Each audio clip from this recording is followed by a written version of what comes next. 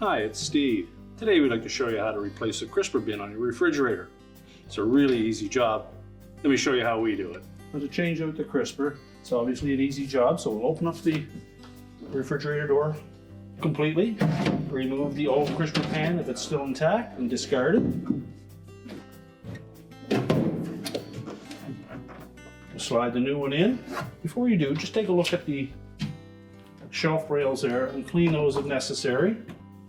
And slide it into place. And to prolong the life of the crispers, we suggest that if you wash them in warm or hot water, that you allow them to acclimatize before you do so. And your repair is complete.